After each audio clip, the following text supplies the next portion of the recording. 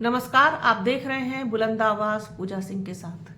दोस्तों, दिल्ली विधानसभा चुनाव बेहद नजदीक आ गया है। आज 1 तारीख हो गई है और बस 2 दिन बाद प्रचार भी बंद हो जाएगा। 5 तारीख को यहाँ वोट डाले जाएंगे। 8 फरवरी को उसका नतीजा आएगा। अब आपको पता ही है कि बहुजन समाज पार्टी यहाँ लड़ रही है और अकेले लड़ रही है, पूरी दमदारी के साथ। 69 सीटों पर उसने अपने उम्मीदवार दिए हैं और एक बार फिर उसने सोशल इंजीनियरिंग का बेहतर उदाहरण दिया है, बेहतर नमूना पेश किया है। साथ ही साथ एक और चीज है बहुत दिलचस्प जो देखने को मिली है कि इसे उम्मीद भी ये जताई जा रही है, उम्मीद की जा रही है कि यहाँ पर बसपा का वोट शेयर बढ़ सकता है अगर इस पूरी प्लानिंग ने काम किया तो। प्लानिंग ये की गई है कि दिल्ली विधानसभा में जो प्रत्याशी उतारे गए हैं वे ज्यादातर बसपा के कार्यकर्ता हैं, बसपा से जुड़े हुए हैं, कैडर से जुड़े हुए हैं और पार्टी के लोग हैं। उनको ही टिकट दिया गया है और लोकल ही लोग हैं, उनको प्रेफरेंस दी गई है टिकट देने में। जैसे कि पहले होता था कि बाहर से कैंडिडेट आ गए, बाहर के लोग आ गए और आकर के लड़ गए, हार गए, हरवा गए और एक साइड हो गए और निकल लिए। वो चीज अब की बार नहीं की गई है। ज्यादातर जो कैंडिडेट हैं वो वहीं के हैं और बसपा से जुड़े हुए हैं। बसपा के कार्यकर्ता कह लीजिए, कैडर से जुड़े हुए कह लीजिए, समर्थक कह लीजिए, वो बसपा के ही लोग हैं ज्यादातर। और ज्यादा से ज्यादा टिकट जो दिए गए हैं वो दलित समाज के प्रत्याशियों को दिए गए हैं। सामान्य सीट पर भी दलित प्रत्याशी उतारे हैं बसपा ने। खासतौर पर जाटव समाज जो है उस पर भरोसा जताया है एक बार फिर से बसपा सुप्रीमो मायावती ने। और जो दूसरे बड़ी भागीदारी है वो पिछड़े वर्ग की है, पिछड़ों को भी वहां पर काफी टिकट दिया गया है। इसके साथ साथ 5 सीटें ऐसी हैं जहां पर मुस्लिम कैंडिडेट उतारे गए हैं और बाकी आपने देखिए उसमें गुर्जर हैं उसमें और जाट हैं उसमें और बनिए हैं, ब्राह्मण हैं, इस तरीके के भी एक एक दो करके इस तरीके से भी उनको दिया गया है। दरकिनार किसी को नहीं किया गया है, लेकिन बड़ी संख्या दलित कैंडिडेट्स की है और जाटव समाज से है। तो ये चीज एक तो हो गई, ऊपर से कार्यकर्ता हो गए वो पार्टी से जुड़े हुए लोग, तो इसका कहीं ना कहीं फर्क तो पड़ता है, बहुत फर्क पड़ता है। और वो अच्छा प्रदर्शन भी करते हैं क्योंकि उनकी अच्छी पकड़ होती है अपनी जगह पर, अपने क्षेत्र पर, अपने लोगों पर।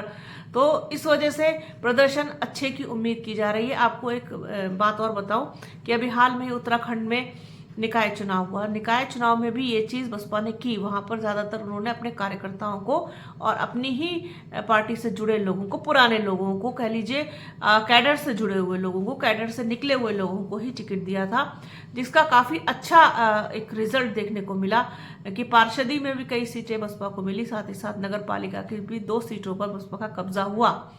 तो कहीं ना कहीं कहने का मतलब यह है कि आप अगर अपने लोगों को आगे रखेंगे, अपने लोगों को साथ लेके चलेंगे तो उसका फायदा भी मिलेगा, बजाय इसके कि सिर्फ टिकट के लिए बाहर से आ जाएं और परिस्थितियों को देख करके लड़ जाएं। ये चीज ना हो तो पार्टी के लिए बेहतर है। वही चीज दिल्ली विधानसभा के चुनाव में कही गई है और की गई है। मेरा कभी भी ये चीज नहीं रहा है कहने का, आप लोग शुरू से मुझे देख रहे हो इतने टाइम से, कि इतनी सीटें निकल जाएंगी और बसपा ऐसा करेगी और बहुत कोई बड़ा झंडे गाड़ देगी। ये सब भी करने की जरूरत नहीं है। अगर बसपा अपना वोट परसेंटेज भी बढ़ा ले जाए तो ये भी उसके लिए कोई कम बात नहीं होगी। अब सबकी निगाहें खासतौर पर मेरी लगी हुई है कि वो कितना अपना वोट शेयर बढ़ा सकती है, कितना बढ़ा पाएगी वोट परसेंट, जो अब सिर्फ बहुत थोड़ा सा रह गया है।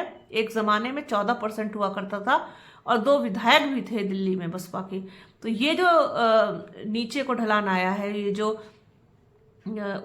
उतार आया है, ये कहीं ना कहीं अब ऊपर चढ़े, इसका प्रयास पूरा पूरा किया गया है बहुजन समाज पार्टी की तरफ से, बसपा सुप्रीमो मायावती की तरफ से। और आकाश आनंद को भी वहां पर रैलियां प्रचार करने का सब दिया गया था। हालांकि बसपा सुप्रीमो मायावती की अभी तक कोई वहां पर प्रचार रैली नहीं हुई है, लेकिन आकाश आनंद जा रहे हैं, नुक्कड़ सभाएं और घर घर जाकर के वोट मांगने की अपील की गई है। तो वो सारी चीज़ें तो अपने स्तर से अपने लेवल पर हो ही रही होंगी, क्योंकि तो पार्टी का काम है, लोगों का काम है, पदाधिकारियों का काम है, जो वहाँ के प्रदेश अध्यक्ष हैं उनका काम है, जो प्रभारी हैं उनका काम है। वो खैर अपने अपने स्तर से देख रहे होंगे। अब समीक्षा तो बाद में की जाएगी रिजल्ट आने के बाद कि किसने क्या और कैसा काम किया। अब जो भी रिजल्ट आएगा बसपा का वो देखेंगे। और ये जो फॉर्मूला है ये कहीं ना कहीं मान्यवर कांशीराम का फॉर्मूला रहा है, जो इस बार इम्प्लीमेंट किया गया है दिल्ली में। तो कार्यकर्ताओं को टिकट देना, वहीं के लोगों को टिकट देना, और एक चीज़ और, ज़्यादा से ज़्यादा यूथ को टिकट दिया, युवाओं को बहुत ज़्यादा टिकट दिया गया है। 40 वर्ष तक के ही हैं ज़्यादातर प्रत्याशी, उनको टिकट दिया। कहीं ना कहीं युवाओं पर भरोसा जताया है, युवाओं को जोड़ने की कोशिश की जा रही है। चूंकि आकाश आनंद जो है वो यूथ है और वो यूथ का एक अट्रैक्शन है। आकाश आनंद के लिए लोग चाहते हैं, खासतौर पर जो युवा वर्ग के लोग बसपा के समर्थक हैं वो चाहते हैं कि आकाश आनंद पूरा तरीके से बसपा में उनकी एंट्री हो जाए, बसपा में वो फ्री हैंड होकर के काम करें और सब कुछ देखें।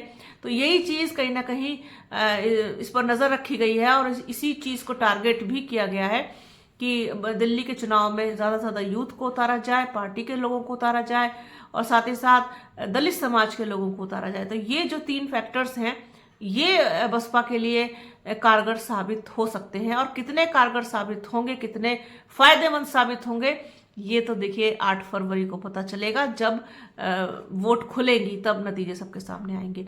तो ये एक छोटा सा एनालिसिस दिल्ली के टिकट वितरण पर कि किस तरीके से वहाँ किया गया, सोचा अपने दर्शकों के साथ मैं इसको शेयर करूं।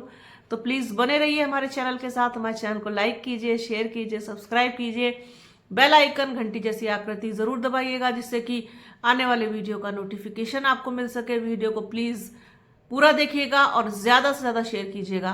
अपना और अपनों का बहुत ख्याल रखिए। जल्द मिलूंगी आपसे एक नए वीडियो में, एक नए मुद्दे के साथ, एक नई चर्चा में।